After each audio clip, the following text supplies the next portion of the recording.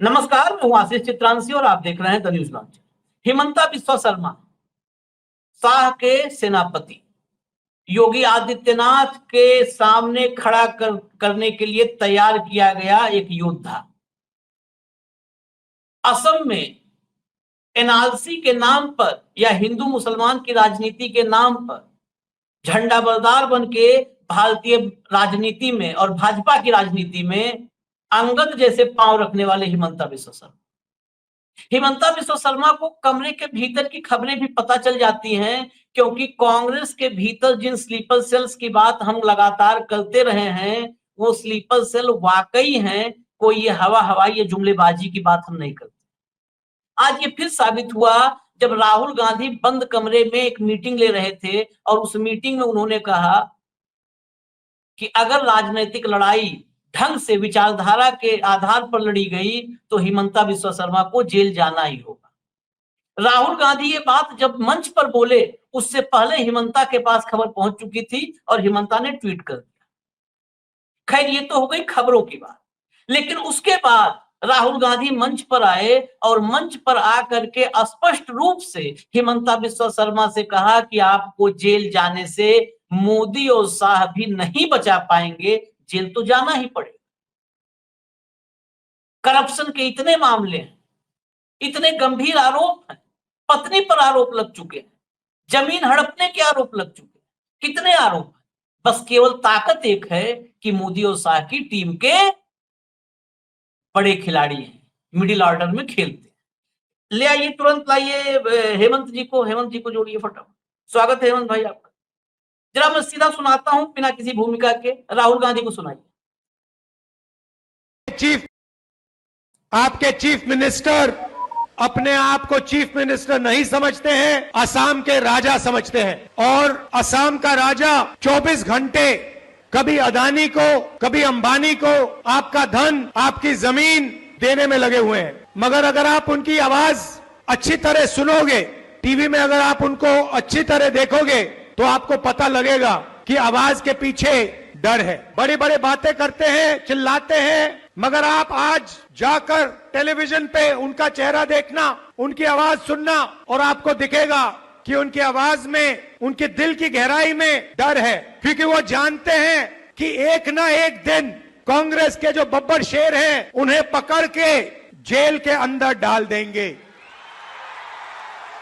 वो जानते हैं कि जो उन्होंने भ्रष्टाचार किया है, उनके परिवार ने जो भ्रष्टाचार किया है, कभी ना कभी उसका हिसाब उन्हें असम की जनता को देना पड़ेगा। मैं बिना सोचे समझे नहीं बोलता हूं, और आमतौर से मैं जो बोलता हूं वो होता है। और मैं आज आपको बोल रहा हूं कि कुछ ही समय में आपको यही मीडिया वाले आपके चीफ मिनिस्टर को जेल जाते हुए दिखाएंगे, और इससे उनको ना मोदी बचा पाएगा, ना अमित शाह बचा पाएगा। आप देखना, वो जेल के अंदर आपको दिखेंगे। गजब भाई, गजब। राहुल गांधी अगर कांग्रेस पार्टी को संभाल लें, खाली स्लीपर सेल से निपट लें, तो भाजपा से निपट पाएंगे। बस एक ही जगह फंस जाते हैं कि अगल बगल कोई है ही नहीं है, आधे इधर जाओ आधे उधर जाओ, और बाकी मेरे पीछे और पीछे कोई रहते नहीं है, सब आधे इधर उधर चले जाते हैं। जरा हिमंता बिस्वा शर्मा का ट्वीट दिखा दीजिए, दिखाइए, ये देखिए, लिख कर ले लीजिए, हिमंता बिस्वा शर्मा को जेल जरूर भेजेगा।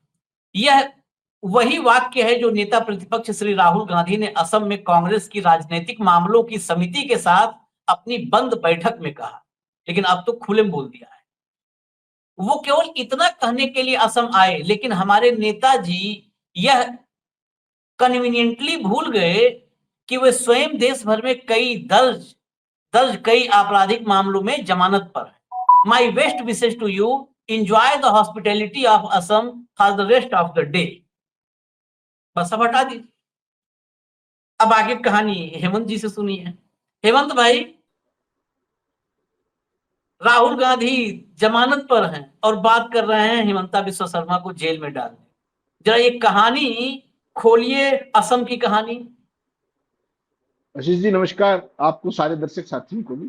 देखिए, इनकी जो आपस की अदावत है ना, ये आज की नहीं, ये 11 साल पुरानी तो ऑफिशियली है। और अगर अंदर खाने मानोगे तो ये 15 साल पुरानी। कब? जब 2011, अगर आपको याद होगा, 2011 के बाद लगातार जब अपने गोगोई साहब मुख्यमंत्री थे असम के, तब से इन्होंने दूसरी, बहुत ही महत्वाकांक्षी व्यक्ति है असल में ना, बहुत ज्यादा महत्वाकांक्षी व्यक्ति है। और जो हेमंता बिस्वा शर्मा 2011 के बाद ही लगातार मुख्यमंत्री पद के दावेदारों में शामिल हो गए अपनी तरफ से। गोगोई जैसे सीनियर आदमी को कैबिनेट में रह करके, कैबिनेट में बाहर रह करके लगातार चैलेंज किया करते अपने अंदाज में। एक दौर में लीडरशिप के बहुत नजदीक भी आए। राहुल गांधी को उनकी चीजें समझ में आई इंटरनल डिस्प्यूट के बाद। और हालत ये हुई कि फिर वो जो आखिरी मुलाकात हुई जिसमें इन्होंने ये कहा कि मैं उनके पास बैठा रहा और वो अपने कुत्ते को बिस्किट खिलाते रहे टाइम, और वो उनके विदाई का एक कारण बना 2015 के अंदर। और 23 अगस्त को वो बीजेपी का आए। देखिए, आप बीजेपी में आए हुए कांग्रेस के जो इंपोर्टेड लीडर हैं जितने भी, उनमें से पहले व्यक्ति हैं मोदी शाह के कार्यकाल में जिन्होंने बाहर से आए हुए व्यक्ति को सीधा मुख्यमंत्री बनवाया। पहली बार ऐसा। नहीं तो तमाम लोग आए एक से एक, बड़े धुरंधर, बड़े बड़े ज्योतिरादित्य सिंधिया टाइप और तमाम नाम, लेकिन मुख्यमंत्री बने केवल ये। क्यों? इनकी प्रतिभा को बीजेपी ने पहचाना। जैसे ये वहां पर आए, इनको पूरा असम नहीं, असम के तो पूरा कैंपेन दिया, साथ ही इनको पूरे नॉर्थ ईस्ट के सारे राज्यों को बीजेपी की जोड़ी में लाने का प्रोजेक्ट दे दिया आते।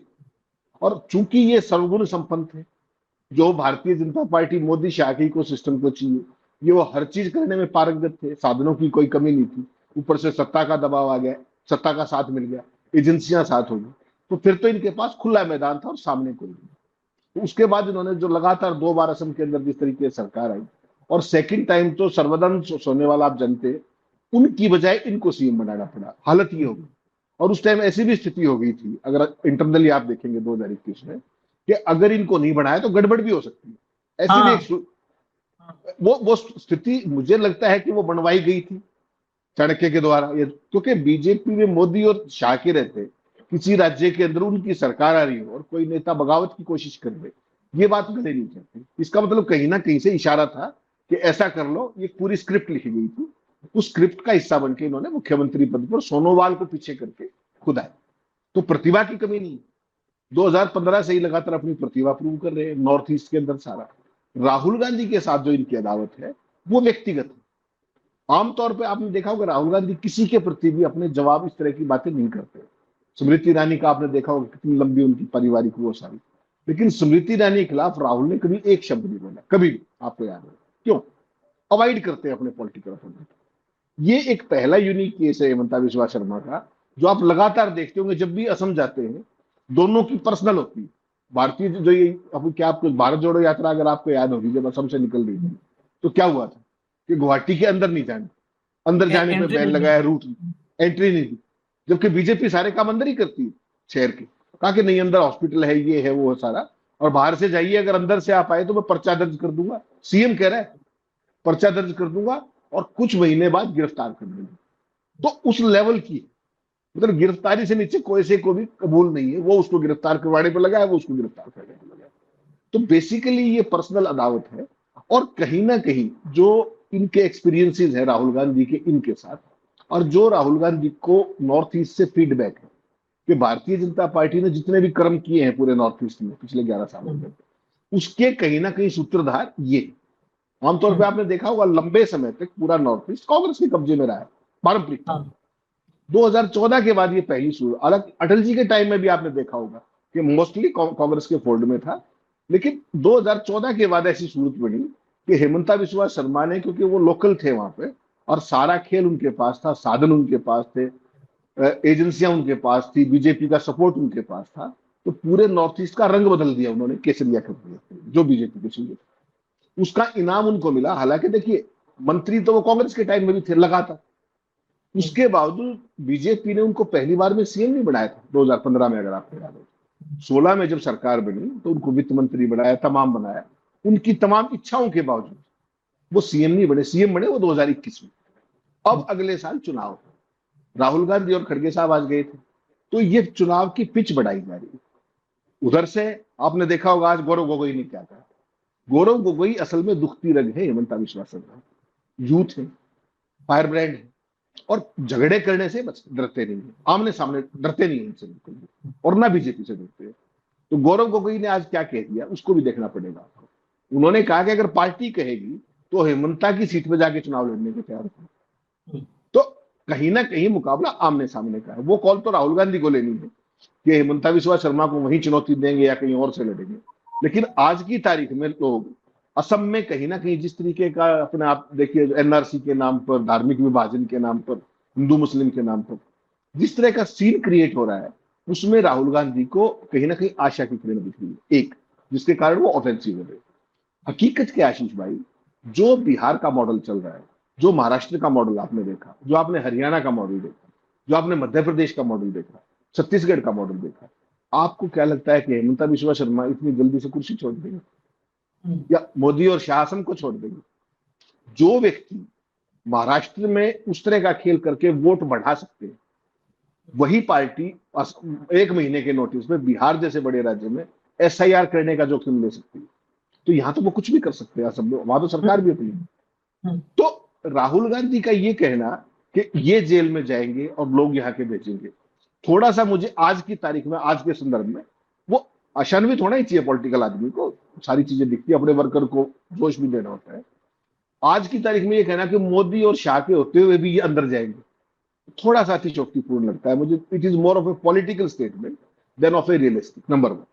नंबर 2, जिस तरीके से दिल्ली का शासन है, जिस तरीके से चुनाव कराए जा रहे हैं, जिस तरीके से ज्ञानेश कुमार गुप्ता इनकी गोदी में बैठे हुए भाजपा के, वैसे में क्या कांग्रेस वहां पर वो चुनौती पेश कर पाएगी जिसकी वो उम्मीद करती है? क्योंकि अभी तो खेल शुरू होगा, अभी तो बिहार का मॉडल है, बंगाल का, फिर असम का मॉडल साथ आएगा। तो ये लोग क्या क्या करेंगे इसकी कल्पना नहीं कर सकते। तो मुझे लगता है कि राहुल गांधी को और ज्यादा धरातल पर होकर के लोगों को कंसोलिडेट करना पड़ेगा कि ये क्या करने में सक्षम। उन्होंने इशारा किया आज कि महाराष्ट्र के अंदर जो खेल किया था अब बिहार में कर रहे हैं, हम नहीं होने देंगे, ये नहीं होने देंगे। लेकिन इनको ये मान के चलना, जो हेमंता बिस्वा शर्मा की जो रिस्क टेकिंग कैपेसिटी है वो मोदी जी से कम नहीं है, मान के चलिएगा। उनके लिए भी, उनको भी पता है अगर सत्ता से बाहर हुए तो क्या हो सकता है। इसलिए उन दोनों का दिल्ली का साथ, अमित शाह के परम शिष्य, इनकी सत्ता को मौजूदा चुनाव आयोग के रहते हिलाना मुझे थोड़ा सा अतिशयोक्तिपूर्ण लगता है पर्सनली। क्योंकि जिस तरीके से चुनाव हो रहे हैं उसमें फिर आप कहीं ट्रांसपेरेंसी की, अकाउंटेबिलिटी की, उस तरह की बात की उम्मीद नहीं कर सकते, जो आप बिहार में भी देख रहे हैं, आपने महाराष्ट्र में भी देखा। तो ऑपोजिशन को तो कोई नया ही तरीका निकालना पड़ेगा बीजेपी से पार पाने का। बिल्कुल दुरुस्त आपने बताया। इसलिए मैं इसमें और 2-3 चीजें जोड़ दूं। ये जो ट्वीट आया है हेमंता बिस्वा शर्मा का, ये ट्वीट मंच के भाषण से पहले आ गया। बड़े आश्चर्य की बात है, आप सोचिए, जब मीटिंग किया है बंद कमरे में, उसके बाद ही 1:42 पर ये ट्वीट आ चुका था। 1:42 पर ये ट्वीट आ गया है। और जो खबरें हैं, बिल्कुल एग्जैक्ट तो असम में साथियों से कुछ बात करनी पड़ेगी कि एग्जैक्ट टाइमिंग क्या थी। जो मीटिंग लिया उसी में से आ गया। आप ये सोचिए कि कांग्रेस में पहले राहुल गांधी को हिमंता बिस्वा शर्मा, देखिए हिमंता बिस्वा शर्मा और मोदी और शाह, इनको, इनसे निपटने के पहले आपको अपने पाले में, अपने खेमे में जो गद्दार छिपे हैं, गद्दारों से निपटना पड़ेगा। स्लीपर सेल तो फिर भी हल्का लगता है, गद्दार छिपे हुए हैं। और ये बात और इधर उधर की नहीं, एक मीटिंग कुछ पत्रकारों के साथ की थी, आपको याद होगा, एक मीटिंग की थी राहुल गांधी ने लोकसभा चुनाव के बाद। और वो मीटिंग किसी तरह का लेन देन का नहीं था। हालांकि वहां पे बहुत सारे ऐसे पत्रकार थे, देखिए पत्रकारों की हालत पे मैं चर्चा नहीं करना चाहता हूं। अभी एक FIR अजीत अंजुम पे तमाम जगहों पर चर्चा हो रही है। आधे पत्रकार हैं कि अगर किसी नेता के यहाँ इकट्ठा करवा दो, वो भले कहें कि हम संविधान की लड़ाई लड़ रहे हैं और लोकतंत्र की लड़ाई लड़ रहे हैं। मैं विषयांतर हो रहा हूँ, क्षमा कीजिएगा, दर्शकों से भी क्षमा मांग लेता हूँ। मैं रेडिकल आदमी हूँ भाई, बहुत क्लियर हूँ। वो जाकर वहां पैसा मांगने लगते हैं सब। राहुल गांधी क्या कहते, पैसा मांगने लगे। अब नाम मैं गिनवाना शुरू करूंगा तो किसी का यकीन नहीं होगा। राहुल गांधी लोकतंत्र और संविधान पर पत्रकारों की समझ जानना चाहते थे कि लोकतंत्र और संविधान पर क्या क्या खतरे हैं, आप लोग की भी राय लें।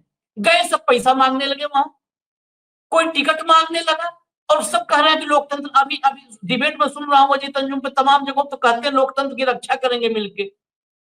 अरे पहले दलाली फुर्सत पाओ तो लोकतंत्र की रक्षा करोगे तुम लोग। और मैं तो ऑफिशियली ऐलान करने वाला हूं कि मैं इस पूरे जमात में अकेले, मेरे लिए न कोई खड़ा हो, कोई मुझे नहीं चाहिए, किसी की जरूरत। खैर मैं विषय पाता हूं, इसलिए मैं इस बात को कहा कि इसी बात पर ये सब के सब, ये क्यों आप लोकतंत्र संविधान बचाने के लिए पहले इतनी प्योरिटी आपके हृदय में चाहिए, इतनी प्योरिटी चाहिए कि आप जो है आप निश्चल हो। छल कपट से भरा आदमी क्या कर पाएगा? राहुल ने उस मीटिंग में कहा, सबके सामने कहा कि आप देखिए, आप लोग यहां से निकल के जाएंगे, उससे पहले अमित शाह के पास आप लोगों का नाम, पूरी लिस्ट होगी, नाम के साथ सूची होगी टेबल पे अमित शाह की। ये बात राहुल गांधी को पता है। राहुल गांधी को जब इतना पता है तो पहले उनसे निपट लो ना। हेमंता बिश्व शर्मा तो कर्म जो है, वो कर्म अगर मैं सनातनी होकर बात करूं तो उस कर्म को तो भोग के जाएंगे, कहते ना कर्मा है तो भोग के जाएंगे, भोगना पड़ेगा हेमंता को या मोदी को या शाह को। आप बंद कमरे में आपने क्या बोला, आप मंच पर जाओ, उससे पहले अगला आदमी अगर ट्वीट कर दे रहा है तो आपको तो पहले मीटिंग में खबर लेनी चाहिए कौन कौन मीटिंग में था। सबसे इंपॉर्टेंट ये है। दूसरी बात, आप कैसे हराओगे? देखो मैं बड़ा प्रैक्टिकल अब बात करना चाहता हूं, क्योंकि मैं भी साल 1.5-2 साल से यूट्यूब पे बोल करके तंग आ चुका हूं हेमंत भाई। और कोई आश्चर्य नहीं कि मैं किसी दिन कह दूं कि हाथ जोड़ करके कि मेरे दाल रोटी प्रबंध हो, कि मैं आज से छोड़ रहा हूं पत्रकारिता। ये जितना क्रांतिकारी संविधान लोकतंत्र बचाने वाले हैं घूम रहे, वो सब बचावें। ये पहले आपको तय करना होगा कि कैसे बचा पाओगे, कैसे बचा पाओगे। मैं आपको एग्जांपल देता हूं, एक एग्जांपल देता हूं। खाली ट्विटर और एक्स हैंडल से चलेगा और बैठ करके फर्जी को करने से? कल आपने विजुअल देखा था, वही दिखा रहा हूं। जिलाध्यक्ष बैठी थी, जिलाध्यक्ष बैठी थी ना, उस पर वीडियो आया, हमने 2 बार वीडियो दिखाया था। आज प्रेस विज्ञप्ति जारी हुई है समा हरडालय दरभंगा से। उसमें कहा गया है कि कांग्रेस के ट्विटर हैंडल से एक वीडियो वायरल करवाया गया, किया गया। हालांकि वो वीडियो भास्कर और इधर से कई जगह से आया था। उसके बारे में पूरा डिटेल बताया गया है कि ये देश रत्न राजेंद्र प्रसाद उच्च विद्यालय का है, जोरावन सिंह दक्षिणी भाग, मध्य भाग, उत्तर भाग।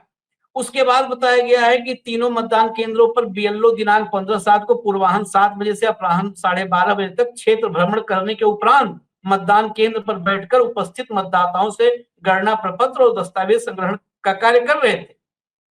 इसी क्रम में डॉक्टर जमाल हसन, जो एक राजनीतिक कार्यकर्ता हैं, जिसने वीडियो बनाया, मतदान केंद्र का वीडियो बनाते हुए मतदान केंद्र की ओर आकर एक महिला को देखकर उत्तेजित हो गए और जोर जोर से आरोप लगाने लगे कि वो भाजपा की महिला जिलाध्यक्ष हैं और उनके द्वारा पुनरीक्षण कार्य को प्रभावित करने का कार्य किया जा रहा है।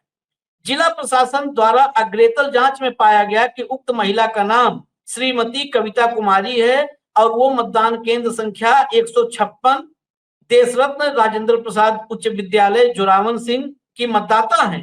श्रीमती कविता कुमारी उर्फ श्रीमती सपना भारती, पति श्री गौरव मंडल, भाजपा की जिलाध्यक्ष हैं और उस मतदान केंद्र पर उनका नाम अंकित है। संबंधित मतदान केंद्र के बीएलओ श्रीमती सुधा कुमारी सहायक शिक्षिका द्वारा बताया गया कि श्रीमती कविता अपना और अपने परिवार के लोगों का गणना प्रपत्र और आवश्यक दस्तावेज लेके आई थी और उसे भरने का काम कर रही थी। ठीक, अग्रेतर जांच में ज्ञात हुआ कि श्रीमती कविता और डॉक्टर जमाल में राजनीतिक प्रतिद्वंदिता रही है। इसी राजनीतिक प्रतिद्वंदिता के कारण डॉक्टर जमाल ने घटनाक्रम का वीडियो बनाकर वायरल किया। अतः स्पष्ट है कि वहां पर किसी प्रकार की लापरवाही नहीं की गई। डॉक्टर जमाल का आरोप बेबुनियाद है। ये पता है क्यों मैं राहुल गांधी के से डॉक्टर जमाल पे क्यों लाया? डॉक्टर जमाल छोटा सा आदमी, कौन जानता है, तो कीड़े मकोड़े जैसे हिंदुस्तान में लोग ऐसे आते चले जाते हैं रोज। राहुल गांधी बड़े आदमी, उस जमाल को वीडियो बनाया, झूठा साबित कर दिया एक दिन में, कहा नहीं, कहा है बीएलओ ने। अब जहां पे ऐसे खुलेआम नंगई, इसको कहते हैं नंगई है, कि सब कुछ भी कर लो, न खाता न बही, जो हम कहेंगे वही सही है। आपकी लड़ाई कहां से चलेगी? ये खाली भाषणबाजी से। हम बता रहे, हम भाजपा कांग्रेस सब, क्योंकि ये देश में लोकतंत्र संविधान है खतरे में। हेमंत भाई, आप ये कि बताइए कांग्रेस के फेवर, ये खाली बैठ लफाजी करके मंचों से होगा। आप लड़ाई लड़ेंगे, कैसे लड़ेंगे हेमंत भाई? आप बताइए जरा मुझे, मतलब मेरा मार्गदर्शन कीजिए, कैसे लड़ेंगे? नहीं नहीं आशीष जी, देखिए बिल्कुल सही बात यह है कि जो पिछले कुछ 2-2.5 साल के अंदर और खासतौर पर लोकसभा चुनाव के बाद भारतीय जनता पार्टी और पूरे सिस्टम के अंदर जो ओवर कॉन्फिडेंस आया है, अति विश्वास की जो स्थिति आई है, उसके बाद उन्होंने परवाह करनी बंद कर दी है। और परवाह किस चीज की? संविधान की, कानून की, मान्यताओं की, परंपराओं की, लोकलाज की। किसी चीज की परवाह नहीं कर रहे। उनको सत्ता चाहिए, किसी भी कीमत पर चाहिए।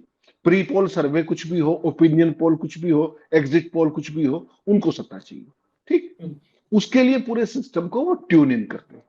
और वो ट्यूनिंग क्या होती है? वो मध्य प्रदेश में आपने देखा, कल एक खबर थी कि 55 लाख वोट बढ़े हुए हैं मध्य प्रदेश के अंदर। और जो चुनावी हार जीत का अंतर है वो देख लीजिए। ऐसे ही छत्तीसगढ़ का आपने देखा। उन राज्यों के नाम रिपीट करने की जरूरत नहीं। बीजेपी ने एक सिस्टम डेवलप कर दिया है, और उसको अंग्रेजी में अगर आप कहेंगे तो that is called data manipulation. Data manipulation के बहुत सारे तरीके होते हैं। एक तरीका वो है जो महाराष्ट्र में आपने 6 महीने में उतने वोट बढ़ा दिए जो 5 साल में नहीं बढ़े। दूसरा तरीका वो है जो बिहार में मॉडल लागू हो रहा है कि एकदम एसआईआर करा दो, आप अपनी वोट ढूंढते रहना, जो खेल करना है वो हो चुका। जैसा आप कहते हैं, बिल्कुल सही बात है। जिनकी कटनी थी कट गई, जिनकी जुड़नी है जुड़ गई। दिल्ली का मॉडल देखिए। दिल्ली में तो केजरीवाल जैसा व्यक्ति था जो बहुत ही मेटिकुलस और सारी चीजें, जो ग्राउंड पे भी था। उसने कम से कम अपनी कंस्टिट्यूंसी से लेकर के शाहदरा से लेकर तमाम कंस्टिट्यूंसी का बूथ वाइज ब्यौरा दिया कि किस किस बूथ पर ये लोग रहते हैं, इनके वोट काट दिए गए हैं, ये इसी घर में रहते हैं। क्या हो गया उनका? कुछ हुआ? खुद भी चुनाव हारे ना। और ये बात हमने कब कही थी? जिस दिन उन्होंने दिल्ली विधानसभा चुनाव की बात की, अपनी नई दिल्ली विधानसभा की, उस दिन मैं और आप क्या कह रहे थे? इनको चुनाव हराया जाएगा। तो चुनाव मैनेज है ही। ये चुनाव पहले से तय है। डेटा मैनेजमेंट के तरीके अलग हो सकते हैं, डेटा मैनिपुलेशन के तरीके अलग हो सकते हैं। केजरीवाल कितनी वोटों से जीते थे? उनको नेगेट करने के लिए क्या करना पड़ेगा? कितनी काटनी पड़ेगी, कितनी जोड़नी पड़ेगी, कैसे जुड़ेंगी, कैसे घटेंगी? पूरी दिल्ली में खेल देखा ना आपने। तो ये जो लड़ाई है ना आशीष भाई, अब ये वो लड़ाई नहीं जो आप पारंपरिक रूप से लड़ा करते हैं। इस लड़ाई को आप अपने कार्डर्स के साथ भी नहीं लड़ सकते। अगर आपको ये गलतफहमी होती है, ये भी निकाल दीजिएगा कि आप अपने कार्डर से लड़ लोगे। नो, आपको यही नहीं पता वोटर कौन है, आपको यही नहीं पता कि नाम किसका कट गया। जाइए, आप घूमते रहिए, अगलों ने जो करना होगा वो कर लेंगे। कहीं किसी विधानसभा में, कहीं कोर्ट में, कहीं चुनाव आयोग में कोई परवाह कर रहा है क्या? कितने इलेक्शन पिटीशन हुई। जस्टिस खन्ना ने क्या कहा कि वोटों का ये कर लिया जाएगा, वो कर लिया जाएगा। कहां है वो आदेश? नहीं लागू हुआ आज तक। कितने लोगों ने करोड़ों रुपए जमा करा दिए, कहीं एक रिकाउंटिंग हुई है। आपको समझना पड़ेगा, आज की तारीख में विपक्ष के पास जो इस लोकसभा चुनाव के बाद जितने आपने परिणाम देखे, वो सामान्य परिणाम नहीं है आशीष भाई। और आप और मैं हूं, हम भी कुछ नहीं कर सकते। वो साधन, वो एजेंसियां, सारी संवैधानिक संस्थाएं जब सारे सरकार की तरफ हो गए, तो अपोजिशन चाह भी क्या कर लेगा? दिल्ली जैसी छोटी सी स्टेट के अंदर क्या खेल हुआ आपने देखा नहीं? महाराष्ट्र में क्या हुआ देखा नहीं आपने? एक ब्लॉक, एक गांव के लोग ये चाहते हैं कि हम अपना वोटिंग करके देखना चाहते हैं। आपको क्या आपत्ति हो सकती है बताइए मुझे? भारत सरकार को क्या आपत्ति हो सकती है? अपने गांव में वोट डाल के देख रहे हैं, वो तो कुछ नहीं कर रहे, लैंड ऑर्डर को हाथ में नहीं ले रहे। वहां पे पैरामिलिट्री लगा करके और वोटिंग नहीं कर रहे। आप मतलब नहीं समझे इसका? आप एक मॉक एक्सरसाइज कर रहे हैं भाई, आप तो कुछ भी नहीं कर रहे थे। उस गांव के अंदर पैरामिलिट्री लगाई कि नहीं लगाई? तो राहुल गांधी हो चाहे सारा विपक्ष हो, उनको नए तरीके से सोचना पड़ेगा कि इस सारे खेल से पार कैसे पाएंगे। भाई जेल में तो जब जाएंगे ना, पहली बात तो मोदी और शाह है, इनको कौन टच कर देगा? हेमंता बिस्वा को एक बात, उन दोनों के रहते हुए चुनाव कौन हरा देगा असम के अंदर? और चुनाव भी नहीं हारेंगे और वो दोनों भी वहां पे हैं, तो इनका बिगड़ेगा क्या? और कांग्रेस की सरकार कैसे आएगी? ये सारी चीजें आपस में जुड़ी हुई। सारे विपक्ष को सिर जोड़ के ये सोचना पड़ेगा कि इस पूरे खेल से बाहर, ये चक्रव्यूह है। आप सुप्रीम कोर्ट में भी चले गए, एसआईआर को लेकर के सुप्रीम कोर्ट में इलेक्शन कमीशन ने एक भी जवाब नहीं दिया। बता दो कौन सा दिया? आपने भी 1 घंटा 40 मिनट की बहस देखी, मैंने भी देखी। क्या हो गया उससे? एसआईआर चल रही है, चाहेंगे तो कंटिन्यू कर लेंगे, चाहेंगे तो रुकवा देंगे। उनकी इच्छा है वो, विपक्ष का कोई रोल नहीं, किसी का कोई रोल नहीं। वैसी सूरत में पॉलिटिकल बयानबाजी आप करते रहिए। जो ये नया चुनाव आयोग आया है और जो नया लोकतंत्र भारत में डेवलप किया गया है, उसमें अपोजिशन के पास स्कोप नहीं है, माफ कीजिएगा। जो आप प्राकृतिक तौर पर, पारंपरिक तौर पर चुनाव लड़ते थे, वो चुनाव अब नहीं है। आपको इस नए लोकतंत्र में चुनाव लड़ने के नए तरीके खोजने पड़ेंगे। उसके बिना आपका गुजारा नहीं है। आप इरेलेवेंट हो जाएंगे अगले साल 2 साल के अंदर, अगर यही सब चलता रहा। ये तय मान के चलिए। लेकिन मैं फिर वही, कई दर्शक कहते हैं ना कि सलूशन तो आप लोग बताते नहीं। मैं उस सलूशन की तरफ कि क्या ये ट्विटर से, एक्स पे पोस्ट से, ये लफाजी से, भाषणबाजी से होगा क्या? या तो फिर अगर ऐसे होना है तो मैं मतलब बड़ा थोड़ा सा कड़वी बात है, अगर आपको भी वो लगे, मतलब मेरा कहने का मतलब दूसरा है, कोई इसको अदरवाइज मत लीजिएगा, फिर हम लोग की दुकान बंद कर देना, जो बैठ के डिबेट दिन में 4 करते हैं, व्यूज 2-4 आते हैं, लिखते भी है, मुझे बुरा लगता है मैं जब ये देखता हूं कि व्यूज के लिए आ रहे हो डिबेट करने। हमें तो, मैं न उस समझौतावादी हूं नहीं कि मैं बैठ के समझौता नहीं, दर्शक है आप, भगवान है, आपने कहा है जो कहा अच्छा किया, आपको गाली दे दिया अच्छा किया। अरे भाई फिर हम क्यों ये दुकान चलाएं, क्यों दिन भर बैठ के डिबेट करें? उसके लिए आप भी पढ़ते हो, हम पढ़ते हैं, दुनिया की इधर से निकालो उधर से निकालो अपना खून। मैं तो वो भी नहीं है कि यहाँ से अभी गुस्से में निकलूंगा, यहाँ जाकर बगल में मुस्कुराने लगूंगा, मेरा खून भी चलता है, बहुत साफ बताऊं, उसका पैसा कोई नहीं देने वाला है। खून जलाते हैं हम, बैठते हैं पत्रकारिता करने, क्योंकि मैं अपने दिल से, इमोशन से करता हूं जो करता हूं। क्यों पॉलिटिकल पार्टीज के दफ्तर क्यों चले? ये क्यों कांग्रेस का नया दफ्तर बना है? इतना पैसा रखे होते आराम से, शादी ब्याह में आगे काम आता, क्यों नया दफ्तर खोले? ताला लगाओ, शटर गिराओ, ताला लगाओ, घर बैठो। जब आप लोकतंत्र की रक्षा नहीं कर सकते हो अपोजिशन में रह के या पत्रकारिता में रह के। आशीष जी, गांधी आशीष जी, गांधी जी उस समय ऐसे ही अंग्रेजों के सामने सामान्य लोगों को ऑप्शन नहीं नजर आते थे। गांधी जी ने ऑप्शन निकाला, जन आंदोलन खड़ा कर दिया ना, भगत सिंह आजाद हुए ना। 75 में ऐसे ही सारी संवैधानिक संस्थाएं इंदिरा जी की मुट्ठी में थी ना, 78 में बदला ना। लेकिन अब तो बदलाव कहीं नजर नहीं आता है कि कभी होगा, ऐसे अगर चुनाव होंगे हेमंत भाई। नहीं आशीष जी, देखिए निराश होने की जरूरत नहीं है। हर राष्ट्र के जीवन काल में, हर व्यक्ति के कार्यकाल में ऐसा संक्रमण काल आता है, हमेशा से आता है, और ऐसा नहीं है कि उससे रास्ता नहीं होता। इंदिरा गांधी का आपने जो तुलना की, Indira Gandhi by heart Democrat थी, इमरजेंसी लगानी पड़ी, लेकिन फर्स्ट अवेलेबल अपॉर्चुनिटी में उन्होंने हटाई दी उसको और चुनाव करवाया। यहां तो बिना इमरजेंसी लगाए सारे काम हो रहे ना। जो 15 दिन पहले, तो नहीं, तो उसको लड़ने के लिए आपको तरीके भी, मैं और आप उनके एडवाइजर नहीं, मेरा और आपका काम है इस देश के अंदर जो कुछ हो रहा है उसको एक जर्नलिस्ट की नजर से क्रिटिकली, तथ्यों के आधार पर विश्लेषण करके अपने दर्शकों के सामने एक पिक्चर रखें। हम उनको उनको कभी भी वैल्यू जजमेंट नहीं देते कि ये ठीक है या गलत। हम केवल एक घटना का प्रोज एंड कॉन्स बता सकते हैं, उतना ही हमारा काम। उसके बाद दर्शक क्या करें, इतना तो बताना होगा इस दौर में। नहीं, मैं इसके आगे एक कदम बढ़ूंगा, उतना तो बताना होगा। खाली हम ये बता दें कि ठीक है आप तय करिए, तो तय ही तो लोग कर ही रहे हैं इतने दिन से। इतना तो बताना होगा कि हम किस दिशा में जा रहे हैं, किस दिशा में जा रहे हैं। मैं हमेशा बड़ा स्पष्ट हूं अपने मामले में, कोई डाउट में नहीं रहता। मैं गणेश शंकर विद्यार्थी के रास्ते पे चल के पत्रकारिता करने में यकीन रखता हूं कि जो अखबार में लिख करके घर में बैठ सकते थे। कानपुर में गणेश शंकर विद्यार्थी कैसे मौत हुई थी उनकी? दंगे में हुई थी, दंगे में कूद गए थे वहां पर जो है शांति कायम करने के लिए। उनका काम था अखबार में खबर लिखते जाते, आराम से सो जाते, कहते हमने अपना लिख दिया खबर। लेकिन वो खबर लिखने के साथ एक्टिवली जो लिखते थे उसको धरातल पर तब्दील करना चाहते थे, इसलिए वो दंगे में कूद गए और मार दिए गए, हत्या हो गई उनकी। तो ये बताना जरूरी है, अपोजिशन को भी बताना जरूरी है और देश को भी बताना जरूरी है कि आपका अपोजिशन में निकम्मा है।